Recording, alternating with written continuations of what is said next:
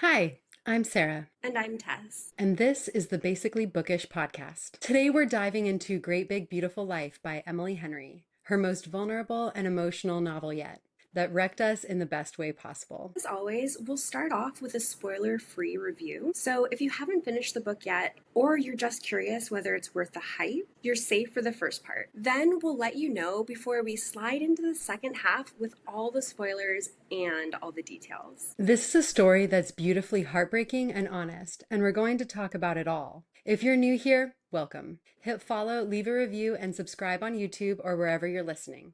All right, let's get into it. I think we should start out with like our star review ratings. And out of 5 stars, Sarah, what would you give Great Big Beautiful Life? Well, I think for the first half of the book, I was going to give it a 3, but for the ending, I'll give it a 3.5.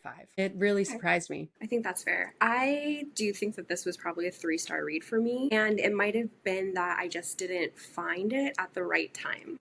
Yeah. But yeah, 3 stars for me. I think that the reason that I gave it 3 stars is I do feel like a lot of the information we're given could have been condensed a lot, especially when it comes to the background of one of the characters in the books. I didn't think we needed to know so much. And I think, I just think that that could have been condensed. And so that kind of had the book kind of trudging on for me at points. And I also found it a bit tropey, and not in a necessarily good way. Enjoyable overall, and I definitely had moments where I felt very moved and I felt very seen in some of the aspects of the characters.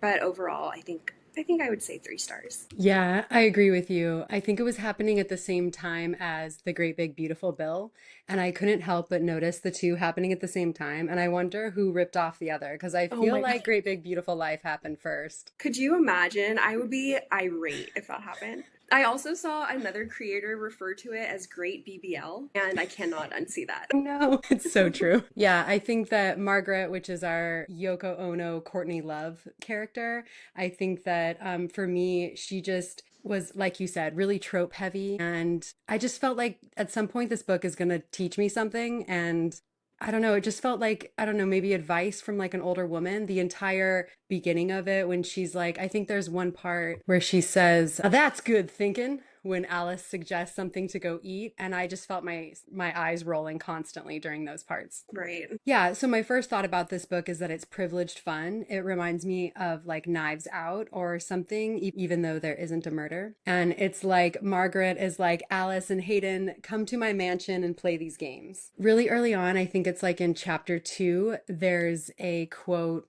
where the author says, "Just another woman lost to time."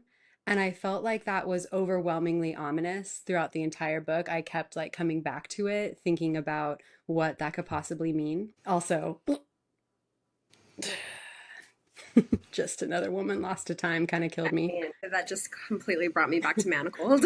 Yeah, I was like, okay, ow. Yeah, I was suspicious of this book right from the beginning. There definitely felt like there was a pretense of lying, and I'm wondering if our listeners felt the same way.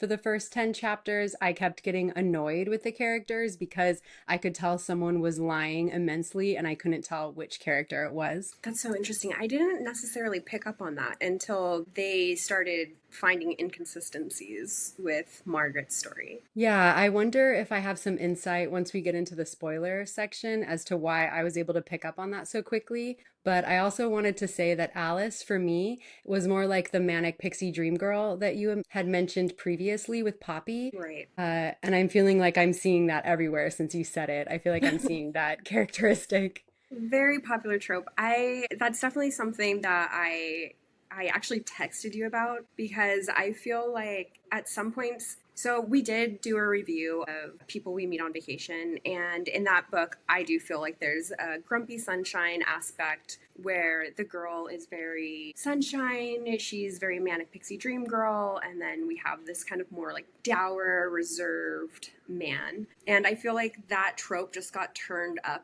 to like 10 in this book. Whereas with Alex and Poppy, I was already like, okay, here we go. And then it was like, Hayden, like seriously? But there was like one point too where I mean, I think we should get into the spoiler section. We should, yeah. Go ahead. So, if you haven't read this book and you don't want spoilers, this would be our time to say goodbye and maybe come back and finish this video after you have finished the book. So, we'll give you a second to leave and we'll see you in our next one. Bye. Okay, so now that it's just us, there was a couple moments. So there's the time where she kind of like runs into the drunk guy in the parking lot, and she's just like, "Oh, I just would run into anybody. I have no sense. I've got no sense of security or safety or self awareness, and I would just like walk blindly through like a dark alley." And then there's a time that they're at the diner, and she's like, "You know what would make this better if my pancakes were pink." Yeah. And I was just like, oh no, like I felt like we teetered out of the manic pixie dream girl and into born sexy yesterday, which Mm. is which is just even worse. Like this girl that just has no idea how life works. Like how have you made it this far? But you're so beautiful and so stupid, and you really just need a man to come in and just help you with everything, including your interpersonal relationships. And I found that to be kind of infuriating. Yeah, is that the ground of the character that you were talking about? You had mentioned that you just didn't think we needed the background of one Oh of the no, when it characters. came to Margaret, I don't know if we needed chapters on her grandparents Mm-hmm. and then chapters on her parents. I think all of that could have like been condensed to maybe a paragraph or two. Right. Yeah. And you had talked about our other Emily Henry book that we reviewed. I wanted to say there was a shout out to the fictional magazine that they are in Right. People We Meet on Vacation, R&R, which I don't know how they do it, but that magazine just sounds so dreamy. I don't even feel like I need a vacation after we read it. And I just thought that's so playful. She does like to put little Easter eggs like that in her books. I did really enjoy that. I feel like her books are all her little children, and they're all like little sisters and brothers, and they're all kind of related to each other in some Yeah. ways. And then in chapter 6, there's a point when Hayden says to Alice, "There you are." And I decided in that moment that it is equally the most comforting and terrifying phrase that a girl can hear in the wild is, "There you are." Yes, as soon as I read that, my little heart of hearts screamed, "I've been looking for you." Like Sand. forever that will be in my head. I'm like, here we are back at Calanmai. And then I think that I don't want to be super negative. I did enjoy this book, but just remembering how I felt at Calanmai and how engrossed I was in that entire world, I was Right. like, oh, I had so much more fun reading Akamath. Right. So, Yeah, and not to go too far into fantasy, but in chapter 9 there is a schools his face into neutrality, count one, and I figure that we should probably start counting those as well because I love a good schools his face into neutrality. me too. Me too. Yeah, and that could also be because I think that my heart really does lie with romantasy and, kind of fun fantasy novels. So, but I also, I think it's after you've read so many books about rebellions and dragons and magic systems, it is kind of nice to put your feet back into the reality. And an Emily Henry book, I think, is a great way to do that. I'm not sure. I don't know if I'm her target audience. Again, I Yeah, also noticed that she lives in this world devoid of people with color. that's very true. Very good point. I'm glad you brought that up. Yeah, you are right though. That is completely devoid of color. Right. And at this point, like we're in the South, even, aren't we? Right. And it's still very, very white. So Fail. I'm Yeah, and just I wanted to saying, say, like, yeah, and you should say, yeah, we both should say. I did have a hard relating to them in the fact that they are so tall and there's a fair amount of like small slander throughout the book. They're like making fun of short people. It's just like so random. Like, okay. yeah, I Um, found it a little weird to have a major character trait be that she's tall. But I mean, spoken like a okay, true tall like, person. right. I mean, I guess, like, why does your physical appearance need to be like a major personality trait? Right. Like, no matter what it is?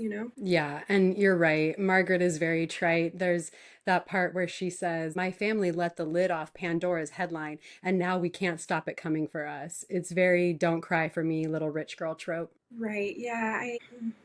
I don't know. I didn't love it. I did actually like their like meet cute that they had where they're driving like next to each other. They like go to the same place and then they're like in the same hotel next door to each other. I was like, well, this is awkward and funny. And I Yeah. definitely think that like I feel like this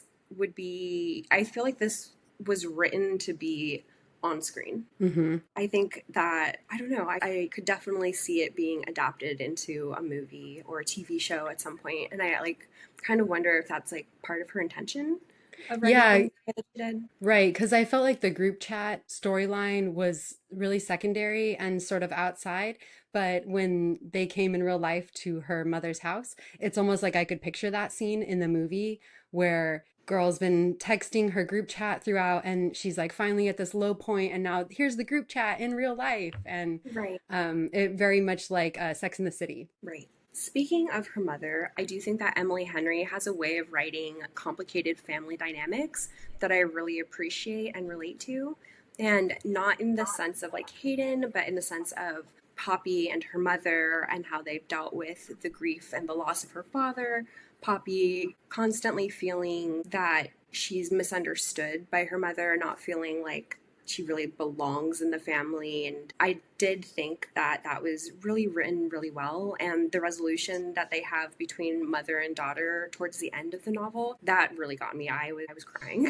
It's so sweet. Yeah, I really enjoyed that too. It was like as Hayden was discovering everything, Alice was getting closer and closer to her mother. And so it was like, I think, a juxtaposition in that way that Hayden was sort of moving around in his family and she was as well. And just like how those relationships can end up as you get older. Yeah, so good. Yeah, I felt like the material for me felt really familiar, like a pair of old sweatpants, except for they're just like too worn and threadbare. There was this one part where she says, once you love someone, you can't have it all anymore. Love comes with sacrifice. And then there was another part where she said, what do you do for the one you love? Anything. You do anything they need. And I just thought these were really toxic ways to describe love. I don't think that that's healthy. And I think it was starting to paint to me a picture that Margaret was very unhealthy. And I have a lot written about the Yes, twist so ending if you want me to let's get give, into it. yeah, before we get into that, let's give one more spoiler warning because there is a major twist at the end of this book. And, you know, if you're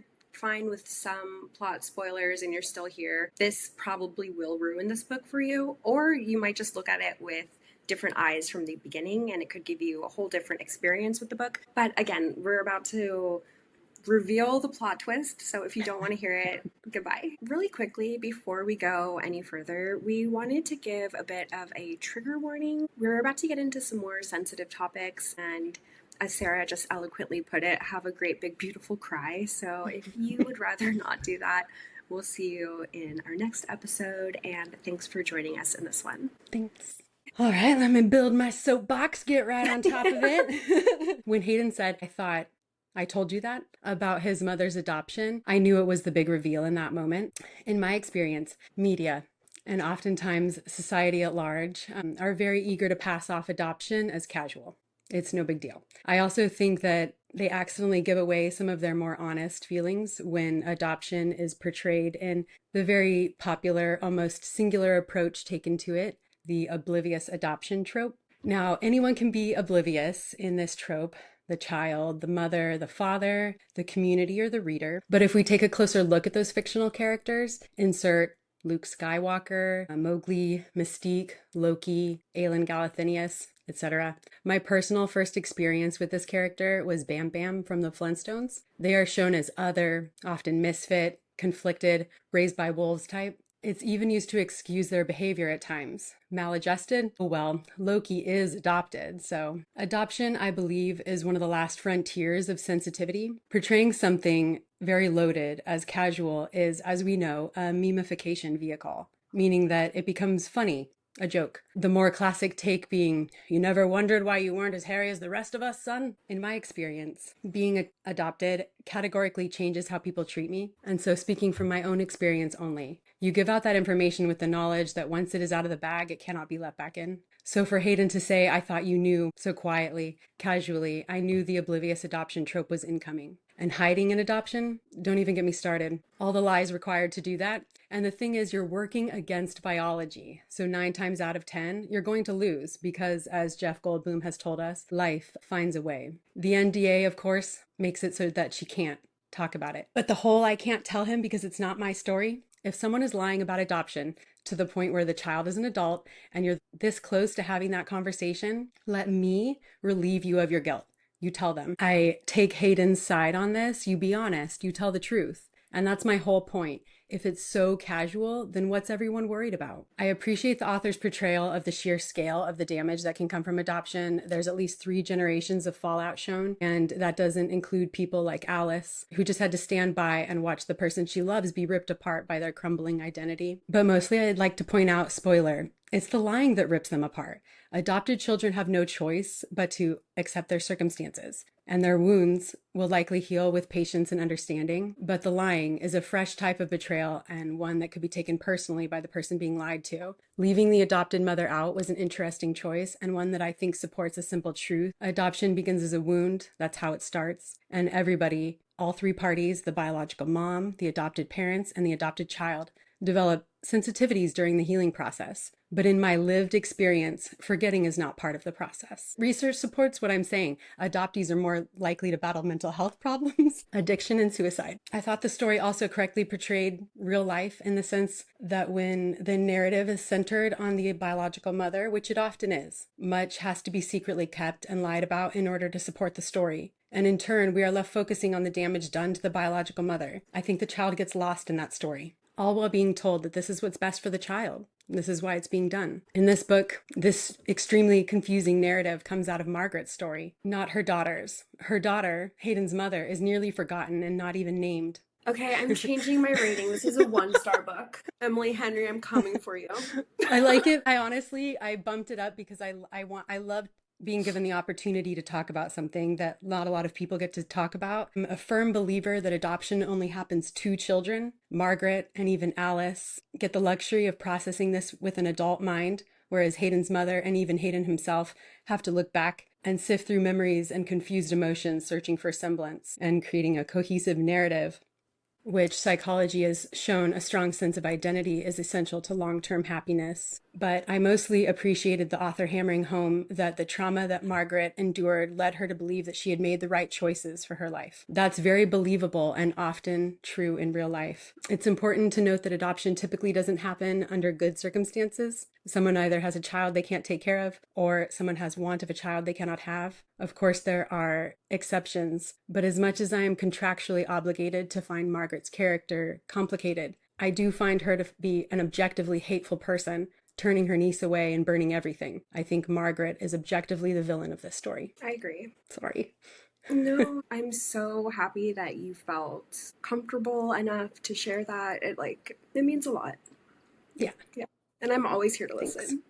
Yeah. Thank you so much for letting me share. It really means a lot to me to be, even just a little voice for myself as an adopted child. So I know a little bit about it, and I'm always here as well to talk to anybody who wants to talk about adoption. So Yeah. it's a beautiful thing, and it's a tough Yeah. thing. And I think that it makes a very beautiful story, as we can see, affecting many people's lives and many, many generations. And I think that it's worth acknowledging it for what it is. Yeah.